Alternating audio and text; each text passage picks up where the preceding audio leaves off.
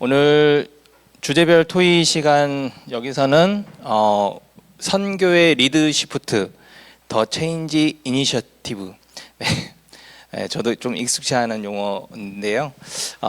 선교지에서 리더십 이양과 그리고 선교사님들의 출구 전략 선교사 훈련을 안 받으신 분들은 약간 생소한 개념일 수도 있는데 선교사님들의 그 선교 여정을 쫓아가는 그런 일에 있어서는 굉장히 중요한 화두가 되는 용어입니다. 그래서 선교지의 사례를 들어보면서 선교사님들의 그런 하나님의 인도하심을 따라가는 그 여정들이 어떻게 이루어지는지 함께 들어봤으면 좋겠습니다. 먼저 리더십 이양과 출구 전략에 대한 사회자 발제가 있겠습니다. 한국노가의 선교부 대표이신 임선교 대표님께서 먼저 발제하겠습니다. 예, 안녕하세요. 방금 소개받은 한국노가 선교부 대표 임선교입니다. 예, 저는 선교사가 아니기 때문에 사실 이 발표가 좀 약간 부담스럽습니다. 예, 제가 이양한 사람도 아니고 그래서 하지만 여기 계신 분의 상당수는 또 저같이 선교사 아닌 부름 많이 계시고 해서 거기에 용기를 받아서 좀 발표를 준비를 해봤습니다. 제 제목대로 선교의 리더십 이양이란 무엇인가 좀 찾아보니까 리더십 이양이라는 게 다양한 단계에서 일어나는데 그 모든 걸 다 다룰 수는 없을 것 같고요. 주로 이제 선교사가 현진 리더에게 리더십 이양하는 것에 대해서 중점적으로 말씀을 드리려고 합니다. 먼저 선교지에서 리더십 이양이라는 거는 이제 영어로 보면은 이제 주로 이제 뭐 리더십 트랜스퍼, 그죠? 그렇게 많이 표현하는 것 같습니다. 그래서 이거를 좀 찾아보면은 현지 리더들에게 사역 책임과 권한을 넘겨주는 것, 이것이 현지에서 선교지 리더십 이양이 일반적으로 의미하는 바가 되겠습니다. 그래서 이거는 단순한 물러남이 아니고요, 성장의 기회를 주는 헌신적 위탁이다 라고 의미 부여를 할 수가 있겠습니다. 결국 리더십이 그냥 나 사역지에서 이 정도 임기 끝났으니까 다음 니네가 알아서 해, 이게 아니고 뭔가 현지 리더가 이 선교 사역을 잘 이어갈 수 있도록 그렇게 잘 넘겨주는 그런 과정을 다해서 선교십 이양이다 라고 말한다는 것입니다. 그 다음 주십시오. 다음 슬라이드. 예. 그래서 일부 측에서 말씀드렸지만 선교지에서 리더십 이양이라는 게 매우 중요한데요. 우선 세 가지로 의미를 부여한다면, 첫 번째는 현지 교회의 자립성을 강화하는 쪽으로 선교 사역이 이어져야 된다는 그런 당위성이 있습니다. 선교사님들이 외국에서 오셔서 아무리 이제 평생 또 노력한다 하더라도 그것이 돌아가시고 나면 현지 교회의 리더십이 제대로 이양되지 않으면 선교 사역이 완성될 수가 없는 거죠. 두 번째는 선교 소율성 증진 측면에서 볼 수가 있겠습니다. 외국인 선교사로서 많은 노력을 하시지만 또 언어적인 한계라든지 또 문화적인 어떤 한계라든지 이런 것들 극복해야 될 게 많은데, 이런 것들이 현지 리더십에 이양하게 되면 그런 것들을 좀 극복하면서 좀 더 선교의 효율성을 증진시킬 수 있는 그런 하나의 의미가 또 있을 수 있겠습니다. 그리고 마지막으로 가장 궁극적으로는 선교 사역을 지속 가능하게 한다는 것. 하나님 일으킨 선교를 현지인들에 의해서 자기 백성들을 향해서 선교 복음을 전하게 하는 그런 사역으로 결국 나아가야 될 것입니다. 다음에 다양한 신학적 원리를 찾을 수 있겠지만 아주 간단히 말씀드리면 선교지 리더십은 선교사가 독점하는 것이 아니다 라는 것이죠. 그 리더십은 하나님으로부터 나온 것이니까 잠시 부여받은 또 리더십을 당연히 그 현지인에게 리더에게 잘 이양함으로써 이것이 선교사의 어떤 독점, 어떤 사유나 소유가 아닌 그런 하나님께 온전히 돌려드리는 선교 사역으로 이어지게 하기 위해서 이것은 선교십의 리더십 이양 굉장히 중요하다라고 생각합니다. 그래서 결국 우리 청직인 거죠. 그래서 요한복음 3장 3절에 그는 흥하여야 되겠고 나는 쇠하여야 하리라, 이 말씀을 가슴 깊이 새겨야 되겠고요. 디모데후서 2장 2절에 충성된 사람들에게 부탁하라, 현지인에게서 충성된 일꾼들에게 잘 리더십을 넘겨야지 되는 것입니다. 예. 다음 슬라이드. 대개 리더십 이양 과정은 이 네 가지 정도, 더 세분화할 수 있겠지만 네 가지 정도로 구분되는 것으로 많은 문헌들을 이야기를 하는 것 같습니다. 첫 번째는 이양 계획을 수립을 하고요. 그다음에 리더십 훈련 교육을 하고, 그러고 나서 리더십이 준비되었다 판단되면 리더십 이양 과정을 이제 갖추게 됩니다. 이것이 개인 단위 일어날 수도 있고 교회 단위 일어날 수도 있고 지역이나 단체별로 일어날 수 있다고 그렇게 얘기하고 있습니다. 마지막으로 이 2항이 끝나면 리더십 2항이 잘 되었는지 이제 모니터링하고 지원하는 과정이 선교사에게 남겨지게 됩니다. 넘겨지고 나더라도 현지 리더십이 잘 그렇게 기대대로 역할을 하고 있는지 잘 선교사를 하고 있는지를 뒤에 서포트해주고 기도해주고 여러 가지 모니터링해서 잘 정착하도록 그런 과정이까지 맞춰져야 리더십 2항이 잘 되었다라고 얘기할 수가 있습니다. 다음 주십시오. 예. 성경에서 보면 이렇게 돼야 뭐 여러 모델들이 있습니다. 뭐 바울과 디모데 모델도 있고 여기서는 이제 신뢰와 이타에 기반한 그런 리더십 2항이 하는 모습으로 얘기할 수가 있고 모세와 여호수아도 리더십 2항이 된 거죠. 여기서는 이제 차세대에게 권위와 지혜를 전수하는 그런 것이 이제 리더십 2항의 특징이 되겠고 우리가 또 엘리야와 엘리사 간에 또 리더십 2항이 되는 그런 모습을 볼 수가 있습니다. 여기서 영적 능력의 승계다라고 이제 의미를 찾을 수가 있고요. 마지막에 우리가 선교사님이 현지 리더에게 전하는 그 리더십 2항은 마지막에 가장 유사할 것 같습니다. 그래서 바나바와 사울 사도행전 11장 13절에 보게 되면 예루살렘 교회가 바나바를 안디옥 교회로 파송을 하고 또 안디옥 교회는 바나바는 사울을 이제 바울이죠, 사실은 바울을 데려가서 안디옥 교회를 또 같이 리더 장려시키고 그다음 13절에는 그 리더 가장 중요한 두 리더가 구부로 섬으로 그죠 리더를 또 넘기고 선교사역을 떠나죠. 예, 굉장히 어떻게 보면 어떻게 그럴 수가 있지라는 그런 모습인데 어쨌든 이렇게 교회 리더십이 또 이양되는 그런 모델의 원형이다라고 이제 얘기할 수가 있겠습니다. 예, 다음 주십시오. 지금부터는 이제 뭐 그냥 이론적인 거라 몇 가지 이런 모델이 있다라는 정도 이제 설명을 드릴 텐데요. 이제 피터 와그너라는 이제 신학자는 페이지 1부터 3까지 선교사의 역할을 단계별로 그러니까 현지 복음 전하는 그 선교지가 어떤 교회가 어떤 단계에 있는지를 파악을 해서 여기에 맞게 선교사가 이제 반응하는 역할을 하는 그런 모델이 되겠습니다. 그래서 이런 모델은 어떤 개인 차원의 이런 모델보다는 어떤 한 큰 단위 어떤 선교의 어떤 조직이나 조직 단계에서 이렇게 리더십 2항하는 이제 그런 큰 단위에서 어떤 리더십 2항을 주로 보여주는 그런 모델이 되겠고요. 그다음 주십시오. 근데 플러 모델이라는 것도 있습니다. 이것도 스테이지 1, 2, 3, 4인데 뭐 비슷합니다. 선교사 역할이 처음에는 파이어니어, 그러니까 선교사 단독으로 사역을 시작하지만 시간이 지나면서 페어런트, 이제 부모의 입장에서 선교사가 이제 그 양육하는 그런 단계가 되겠습니다. 리드하지만은 교회는 따라오면서 그런 배우는 단계. 그러고 나서 좀 더 지나가는 파트너십까지 올라오면 교회와 선교사 같이 동등한 위치에서 동등 가게 되고, 그다음 좀 더 지나가 나면 선교사가 완전히 빠지는 거 아니라 파티시펀트, 참석자로 참여자가 되어서 현재 교회가 먼저 리드를 하되 선교사한테 참석하면서 그분을 모니터링해주고 그런 잘 예양대로 지도해주는 그런 단계 모델이 되겠습니다. 예. 뭐 스테픈 모델이라는 것도 있는데요. 여기서는 이제 이것도 다 단계는 비슷합니다. 근데 그러면 아래 보면은 선교사가 러너, 그죠? 에반젤리스트, 티처.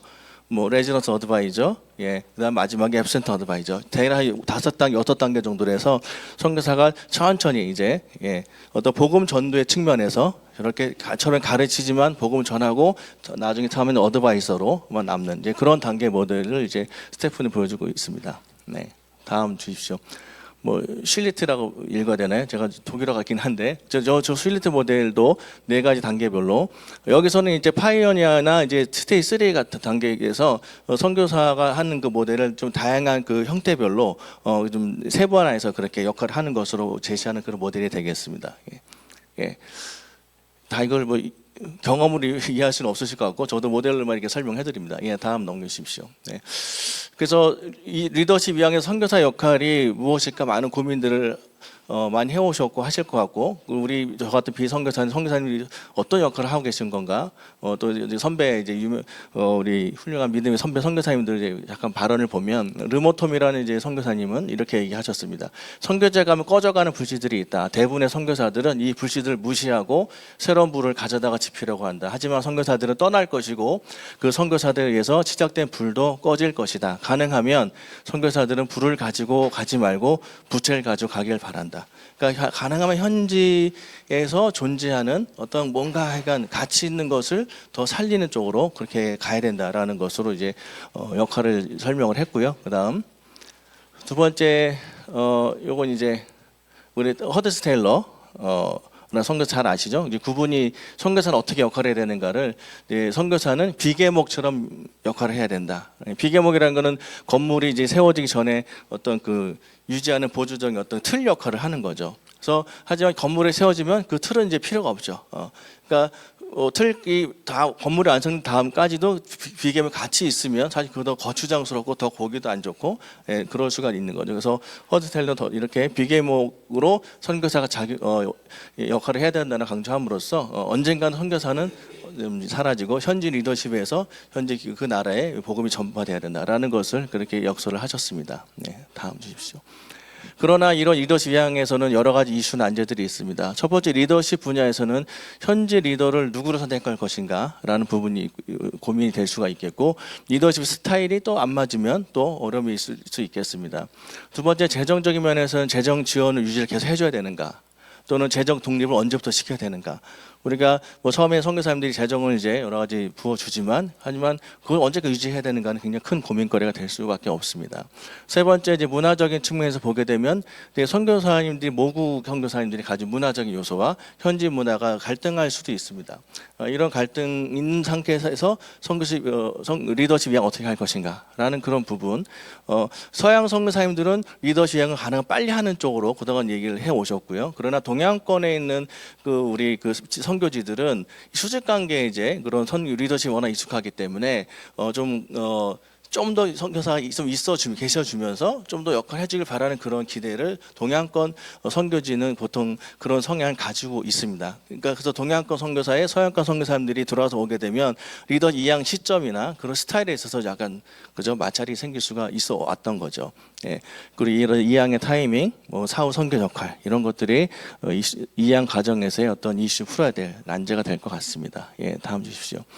그래서 결론 말씀드리면 리더십 이양은 끝이 아닌 새로운 시작이 아닌가라고 저는 정리를 해보았습니다. 그래서 사역이 나 없이도 선교사 없이도 흘러갈 수 있도록 만든 축복의 과정이 돼야 되고요. 진짜 이양은 자기 부인과 성령 인도하를 동반하는 그런 과정이라고 생각을 합니다. 그래서 나는 실제 떠나는 것 같지만 그러나 실제는 떠남이 아닌 흘려보냄이고 어떻게 보면 같이 동역관계, 새로운 동역관계를 맺어나가는 그런 과정이 선교십, 선교의 리더십 이양의 과정이라고 정리할 수 있을 것 같습니다. 네, 두 번째 발제는 제가 하겠습니다. 저는 이제 선교지의 이제 출구 전략에 대한 내용인데요. 선교사의 출구 전략. 이제 출구 전략이라고 하니까 대부분은 엑시트 플랜이라든지 이런 걸 좀 생각하시겠지만 사실 이제 건강한 출구 전략은 이 건강한 리더십 이양을 전제로 한 사전 계획부터 마무리까지 이루어지는 게 이제 건강한 출구 전략이 되겠죠. 다음 주시겠어요? 그리고 이제 앞서 말씀하신 것처럼 이 모든 것들이 하나님의 계획 안에서 또 하나님의 인도하심 안에서 이루어져야 하겠습니다. 다음 주시죠. 네, 넘어가겠습니다. 앞에 나왔던 이야기라서 이것도 넘어가겠습니다. 네, 그런데 이제 항상 긍정적인 상황만 일어나는 건 아니죠. 우리가 하나님께 집중하고 하나님 인도하심을 따라간다 하더라도 또 하나님이 모든 걸 다 확실하게 계시하시진 않으시기 때문에 예기치 않은 그런 상황들이 발생하게 됩니다. 코로나19 같은 그런 질병 위기라든지 전쟁 상황이라든지 또는 정부의 어떤 보안 강화 때문에 강제 추방을 당한다든지 그런 상황에서 선교사가 선교지를 갑작스럽게 이탈하게 되는 그런 상황도 생길 수밖에 없죠. 그래서 그런 상황들을 미리 예견하고 대비하는 단체들도 있지만 그런 상황을 전혀 예기치 못하고 갑자기 벗어나야 되는 그런 상황도 생길 수밖에 없습니다. 특히 팬데믹 같은 상황에서는 더욱 그랬었고요. 그런데 그래서 그런 부정적인 상황에서의 출구 전략을 논하기 전에 그러면 이런 갑작스러운 예기적이지 않은 이탈이 하나님의 역사에서 하나님의 일에서 이 모든 것이 다 문제가 되는가 했을 때 실제 그렇지만은 않은, 그러니까 선교사님이 현장을 떠났더니 하나님께서 일하셨다라는 그런 고백을 할 만한 그런 사례들이 코로나 이후에도 꽤 나왔었고 이전에 다른 상황에서도 그런 사례들이 많이 나타났었습니다. 다음 주실까요? 네, 그래서 결국에 우리가 이 모든 상황들이 우리의 예측 또 우리가 기도하고 세웠던 전략 거기에 다가서지 않다 하더라도 하나님의 이끄심이 있다는 것을 인정하고 하나님의 주권을 인정하고 내어놓을 때 하나님의 선교가 완성되어 가는 큰 상황 속에서 선교사님들이 그 여정을 한 곳에만 두는 게 아니라 하나님의 인도하심에 이끌려가는 그런 삶의 여정으로 완성할 수 있지 않을까 이렇게 빠르게 발제를 마무리하고 이제 선교사님들의 이야기를 듣도록 하겠습니다. 네, 먼저 첫 번째로 우리 박성준 선교사님께서 사례 발표를 해주시겠습니다. 네, 저는 파키스탄에서 사역했었는데요. 사역한 곳 중에 치과 사역을 제가 한 10년 정도 하고 그 다음에 사역을 현지인들하고 그 다음에 다른 한인 선교사님에게 넘겨드렸는데 그거에 관련된 이야기를 조금 하도록 하겠습니다. 네.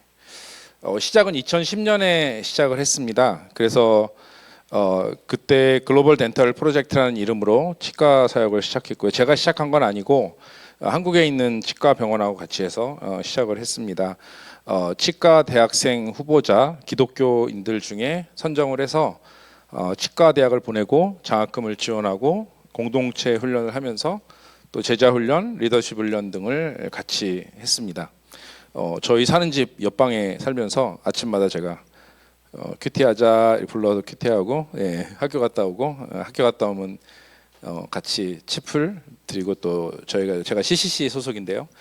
파키스탄 CCC에서 또 학생 리더 역할도 하면서 그렇게 있었습니다. 제 나름대로 밑에 영적 리더십은 몇 퍼센트 이렇게 퍼센테이지를 적어놨습니다. 뭐 다 맞는 건 아니고요. 영적 리더십은 10%, 뭐 의료 사역 재정 자립 없었습니다. 왜냐하면 장학금으로 학교를 다녔기 때문에 우선 학생들이었고 이런 자원을 발굴하고 같이 훈련시키는 것만 해도 귀한 사역이었다고 생각했습니다. 다음. 1단계는 2010년에서 2014년입니다. 이제 치과 의사는 아니지만 치과대 학생이잖아요. 그래서 단기 선교팀이 오면 같이 사역을 합니다. 파키스탄은 3학년, 4학년 때부터 실습을 하기 시작합니다. 그래서 환자를 볼 수 있는 상황이기 때문에 학생들이 3학년이 되면서부터 사역을 같이 하기 시작을 했습니다. 그래서 단기 선교팀이 그때는 좀 주로 했고요. 한 1년에 한 2번 정도 들어왔을 때 같이 사역을 하고 또 참관하기도 하고 도우미로 같이 하기도 하고 파키스탄은 스케일링을 치과 의사가 해야 됩니다. 원칙상. 그래서 또 치위생사 자매가 치과 의사 되려고 준비하는 3, 4학년 학생들을 도와주기도 하고 이렇게 했었습니다. 그래서 사역을 하기 시작했습니다. 그래서 되게 재미있었고 즐겁게 사역을 했습니다. 다음 보시면요. 2단계가 돼서 저희가 그때 이제 현지 치과 의사가 드디어 생겼고요. 그 다음에 치기공사, 치위생사를 양성했습니다. 그래서 의사면허를 취득하고 이제 현지인 중심의 의료 사역을 시작했습니다. 왜냐하면 저는 치과와 전혀 상관이 없어서 모든 사역을 다 맡겼어요. 왜냐하면 저는 오렌지만 하고 준비하는 것만 좀 봐주고 나머지는 우리 현지인들이 알아서 사역을 다 했고 자기네들이 배운 캠퍼스 학생 리더십에서 그 다음에 전도하는 거, 그 다음에 제자 삼는 거, 또 현지교회 가서 큐티 강의하고 주일학교 사역까지 다들 하고 있었습니다. 그래서 첫 임플란트 수술도 배워서 하게 되고 이런 사역들을 스스로 하기 시작했습니다. 다음. 2018년 이후에 지속적으로 계속해서 치과의사, 현지 치과의사가 4명이 되고 치기공사 2명, 치위생사 2명이 치위생사 2명의 현지 팀을 구성했고요. 그때부터 현지 친구 무슬림 치과 의사들이 오기 시작했습니다. 이 사역에. 그래서 같이 이동주로 다니고 또 무슬림 친구들이 같이 와서 함께 일을 하기 시작했고요. 이들이 드디어 이제 현지 사역자들을 후원하기 시작을 했습니다. 정말 이때부터 좀 우리 의미가 있었던 건 코로나가 시작됐었습니다. 코로나 기간 동안에는 한국에서 단기 선교팀도 못 오고 아예 그런 상황이었는데 이때 딱 알맞게 이들이 코로나 때문에 한국에서 팀이 못 오는 상황 속에서 자기네들끼리 사역 계획을 짜고 그다음에 한 달에 한 번씩 거의 1년이면 거의 12번 정도를 이동진로를 다니고 또 근처 가서 교육도 하고 이런 일들을 하기 시작했습니다. 네, 다음. 네, 그러고 나서 2020년 코로나가 끝나갈 무렵, 코로나가 한참 될 무렵이죠. 저는 이제 안식년을 가야 돼서 좀 고민을 했었습니다. 사실은 이 사역 자체가 원래 원칙이 좋은 기독 현지 의료인을 세우는 게 원칙이었습니다. 그래서 약간 샌딩 바디와 후원해 주시는 분들과 이해관계가 조금 이제 겹쳤어요. 그러니까 제가 고민하다가 그때 제가 몸이 너무 많이 아파서 제가 또 코로나 걸려서 좀 죽다 살았거든요. 그래서 몸도 아프고 안식년도 와서 고민하다가 현지에 계신 한국인 선교사님에게 이 모든 것을 다 이양해 드렸습니다. 그리고 원래는 1년만 하고 제가 다시 하는 걸로 알고 계셨는데 나중에 이제 제가 제안하고 해서 이 사역을 직접 다 받아서 현재 이 사역을 운영하고 계십니다. 하지만 그분도 치과 쪽이 아니시기 때문에 저와 동일하게 사역에 있어서는 거의 현지인 위주로 사역을 하고요. 그분도 사실 의료 선교사고 지금은 이제 목사님이신데 그분의 그 나머지 분들의 영적인 부분에 있어서 좀 관리해 주는 정도의 사역을 같이 하고 있습니다. 네. 다음. 네. 해보고 나니까 이 장단점을 제가 조금 적어봤습니다. 몇 가지가 있는데요. 제가 이렇게 체크한 거는 그래도 좀 괜찮은 거, 그 다음에 좀 아쉬운 거, 그 다음에 약간 고민스러운 거 세 가지로 나눠봤습니다. 가운데 걸 먼저 보면은 사역적인 성장하고 자립에서 현지 의료 기술을 인정하고 한국 기술을 지원해 주니까 사역적으로 안정이 있었다. 자기네들 스스로가 사역을 참 잘했어요. 그러니까 우리가 가지 못하는 종종 마을까지 찾아가서 할 수 있을 정도로 큰 부담이 없었고 또 외국인이 못 가는 지역이 있는데 현지인들이 잘 사역했다 해서 사역적인 면으로 볼 때 굉장히 좋았다라고 할 수 있고요. 왼쪽에 보면 문화적인 한계가 있습니다. 제가 사역하는 파키스탄은 안 가르쳐 주는 문화예요. 예. 그러니까 자기가 배우면 남에게 가르쳐 줘야 되는데 한국 분들은 잘 가르쳐 주시거든요. 너무 잘 가르쳐 주세요. 근데 제가 있는 곳에 파키스탄의 의료나 여러 가지 하신 분들은 자기가 배우면 다른 사람을 가르쳐 주면 그 사람이 나중에 내 밥그릇을 뺏어 먹을 거라는 생각하에 절대 안 가르쳐 주는 문화가 된 거예요. 근데 우리가 가르쳐 준 친구들이 또 다른 사람을 가르쳐 주면 좋은데 얘네도 안 가르쳐 주는 거예요. 이 문화에서 벗어나지 못하는 거죠. 우리는 좀 더 다른 사람에게 쉐어하고 가르쳐줘서 좀 더 하기를 바랬지만 그거를 하지 못하는 걸 보게 된 게 좀 아쉬웠고요. 세 번째는 결국 재정입니다. 재정에 취업을 하고 해서 자신의 삶의 재정 자립은 잘 됐어요. 자기가 월급 받고 살아가는 건 잘하는데 여전히 사역의 100%는 아니고요. 사역의 한 10에서 15% 정도는 헌금하고 후원을 하지만 많은 부분에 있어서는 아직도 후원을 받아야 되는 재정 자립도 굉장히 낮다라는 것을 보고 현지 사역에 저는 이제 다른 한인 선교사님한테 이양을 해드렸습니다. 네, 이상입니다. 네, 감사합니다. 저는 아까 말씀드렸지만 네팔에 15년, 베트남에서 10년 있으면서 여러 선교 기관들을 이렇게 마치고 이렇게 돌아오게 되었습니다. 그래서 주로 그러니까 국제 선교 단체에서 일을 했기 때문에 그 국제 선교 단체들이 이양들을 어떻게 했는지를 조금 이렇게 살펴보는, 이게 한 가지로 딱 이렇게 잘라서 얘기하기는 어렵다는 그런 생각이 들고, 나중에 결론에서 말씀드리겠지만은 이게 이양도 전적인 하나님의 은혜의 영역이라는 그런 생각을 하게 됩니다. 그래서 우리나라 같은 경우는 생각해 보니까 굉장히 이양이 잘 된 것 같아요. 그러니까 뭐 연세대학교 세브란스 병원도 그렇고 전주예수병원도 그렇고 아직도 크리스찬 손에 있잖아요. 근데 인도나 네팔이나 다른 데서 이렇게 볼 때는 그런 게 쉽지가 않은 것 같은 생각이 들었습니다. 제가 그 네팔에 갔을 때 UMN이라는 선교 단체하고 일을 했는데, 이 전체 선교사가 많을 때 한 250명 정도 이렇게 되는 큰 선교 단체, 제가 생각할 때는 큰 강공모함과 같은 그런 선교 단체를 이루고 있었고, 선교 역사에 굉장히 남을 그럴 업적을 많이 남긴 그런 단체입니다. 여기에 종합병원을 4개를 운영을 했습니다. 그러니까 한 25병상에서부터 현재 여기서 나오는 거는 제일 작은 게 50병상, 제일 많은 경우는 지금 450병상, 대학병원까지 이렇게 했습니다. 제일 왼쪽이 탄센, 제가 4년간 일했던 곳이고, 그 다음에는 다델두라, 왼쪽 밑에는 파탄병원, 그 다음에 여기는 안피팔 병원이라는 곳입니다. 제가 1995년도에 갔는데, 나 일하러 들어갔는데 이양을 얘기를 하는 거예요. 나 일도 시작 안 했는데 이걸 넘긴다고. 그래. 그때 이제 이미 다 이양을 하기 위해서 사람들을 인도의 벨로아 의과대학이라고 굉장히 유명한 그러니까 연세대학이 자기 대학보다 낫다 그러면 사람들이 화를 낼 정도로 세계적으로 유명한 그런 성교병원이 의과대학 병원인데 이 병원으로 우리 훈련을 많이 이제 이양을 하기 위해서 사람들을 많이 내보냈습니다. 근데 이 안피팔 병원은 우리 토메일 선교사님이 일하셨던 그런 한국 많이 알려진 병원인데 한 50병상 되는 병원이었어요. 그러니까 여기는 도로에서부터 걸어서 5시간 올라가야 되는 그런 병원에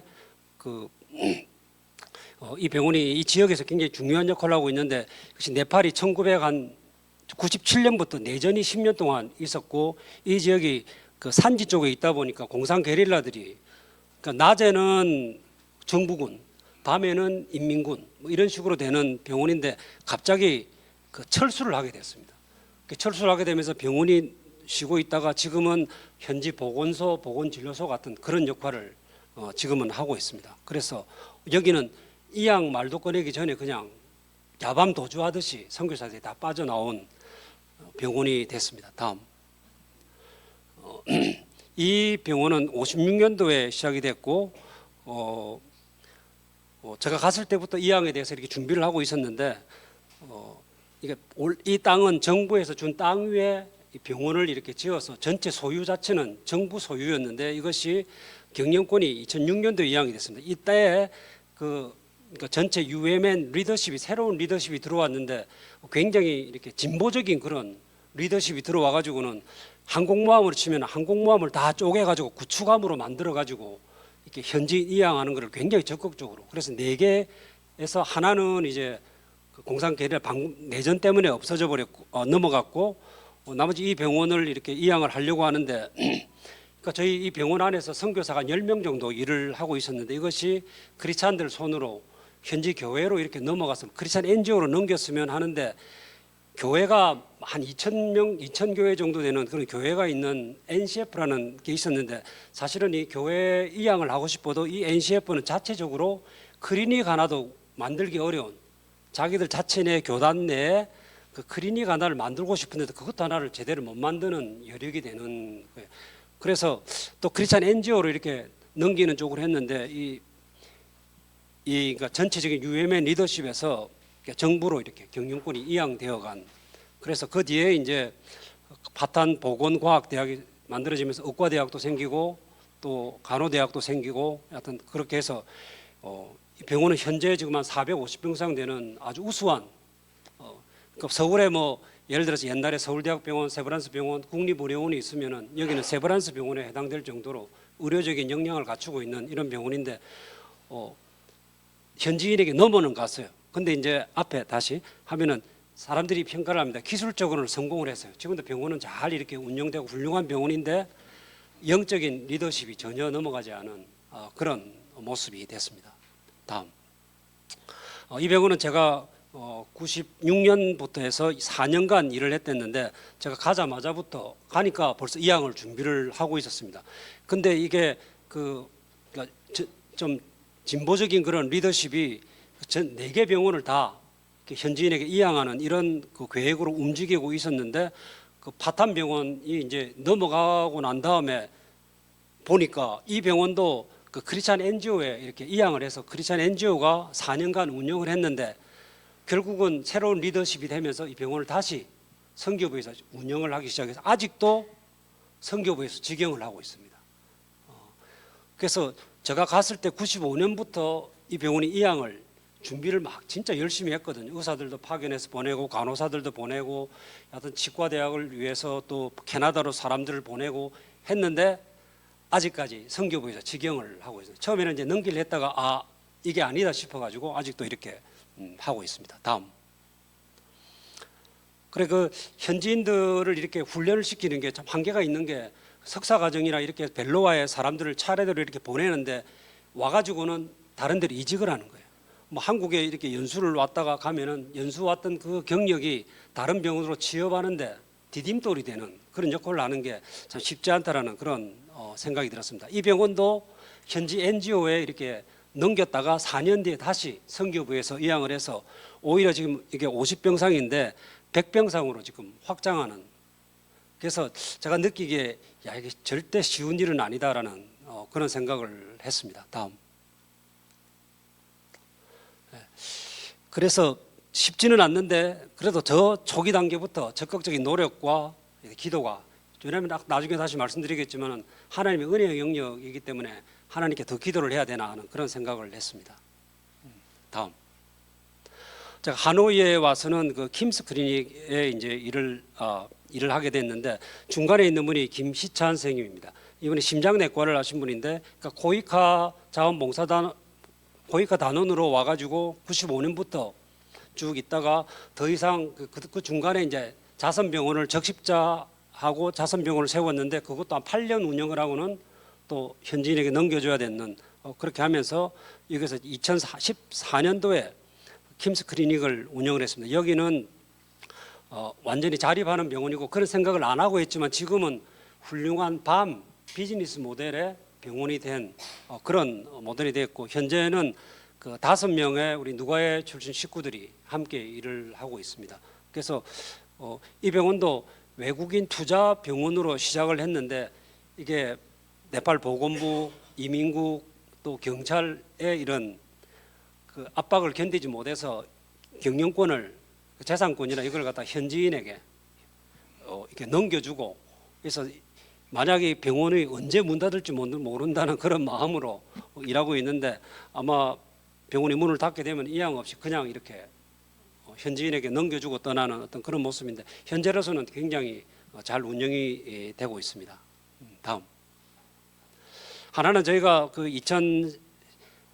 2017년도에 제가 이 킴스 클리닉에 이렇게 하노이에 갔는데 베트남이 그 1911년도에 복음이 처음 전해진 이래로 근 100년 동안 110년 동안 크리스찬 의료인들이 아무도 모임이 없었던 거예요.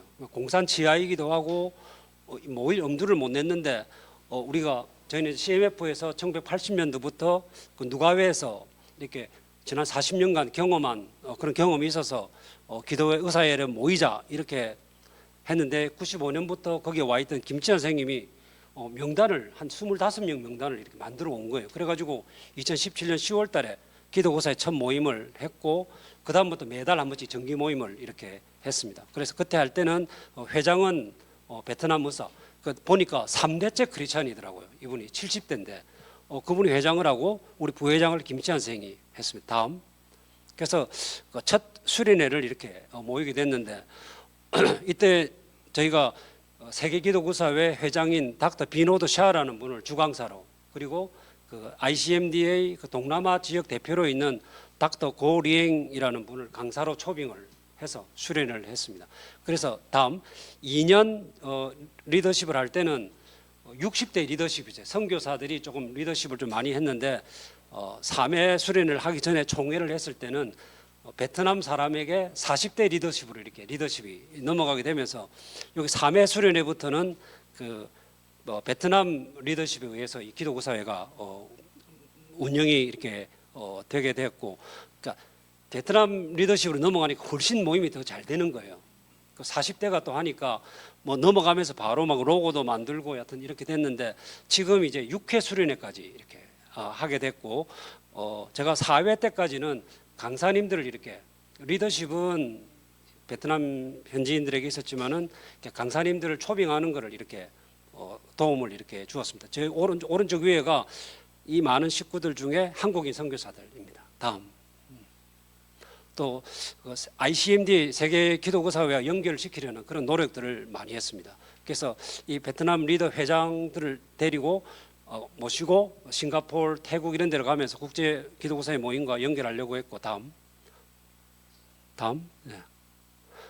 또 이 탄자니아에서 열린 그 세계 기도구사회 모임에도 베트남에서 2명을 이렇게 파견하고, 또 베트남 리더십을 한국 누가회 한국으로 비전 트립을 와가지고 한국 누가회식 병원들, 그러니까 안양샘병원, 전주예수병원을 방문하면서 한국 누가회를 이렇게 경험하도록 하는 그런 돕는 역할들을 이렇게 했습니다.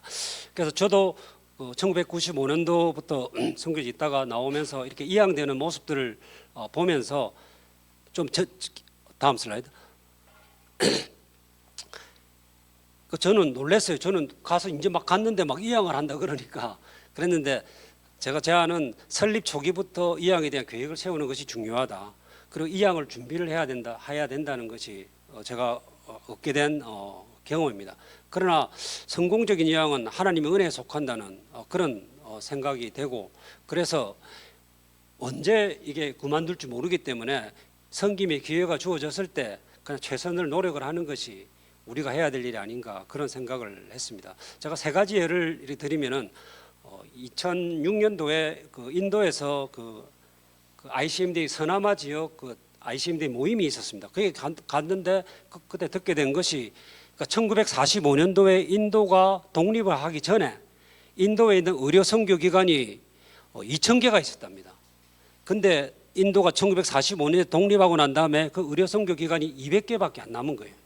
2,000개의 의료 선교 기관에서 그동안에 그 아이에는 뭐 벨로아 의과대학도 있고 루디아나 여자 의과대학도 있고 그 유명한 그런 의과대학이 있는데, 그러니까 200개로 줄어들었으니까 이거 완전히 그냥 뭐 카타스트로픽한 어떤 그런 파괴적인 그런 건데, 근데 감사한 거는 그것이 세월이 한 50년 지난 다음에 200개가 400개의 의료 선교기관이 된 거예요.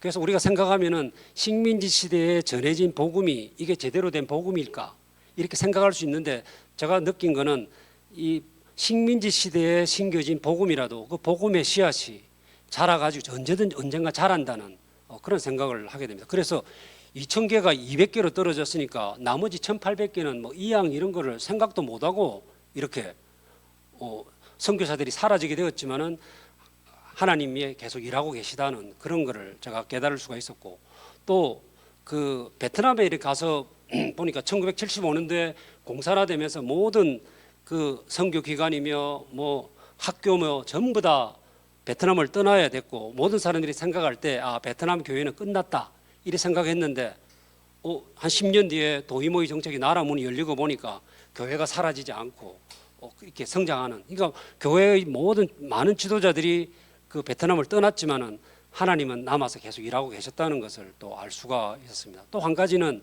그 중국의 역사를 보면은 1949년도에 공산화가 되면서 모든 선교사들이 다 쫓겨났습니다.